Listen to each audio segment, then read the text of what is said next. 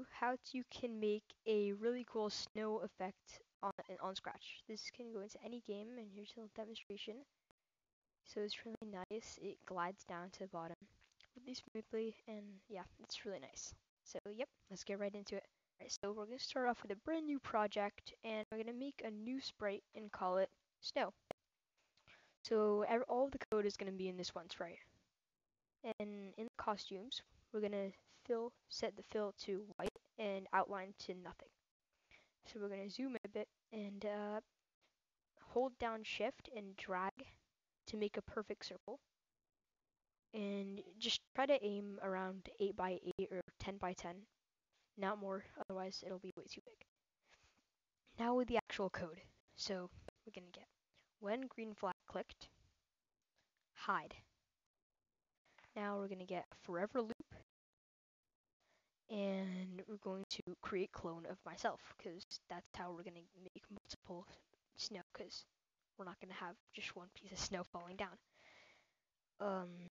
Now when I start as clone next to it, set size to go to operators and get pick random, and we're gonna make this 100 to anything. This is anything that you want, but I'll just try 120.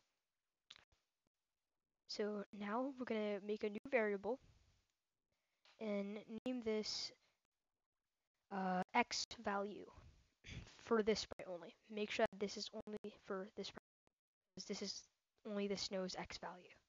So click OK, and you can untick this. Now, so we're going to do set x value to pick random minus 240 to 240. And now we're going to get go to x and y, and go to y 180, and x, we're going to go to variables and go x value. Now we're going to show, because of course we have to make the snow actually show, and glide pick random, so back to operators. Glide pick random 3 to 7 seconds, or you can do this whatever you want again.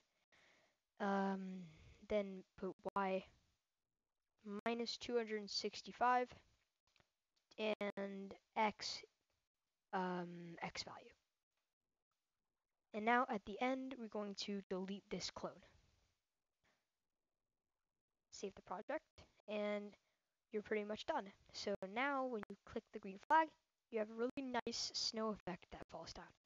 Now, of course, we can do a bunch more experiments with this. Like, for example, we can put, when I start as clone, go to back layer, so now it doesn't go over the cat.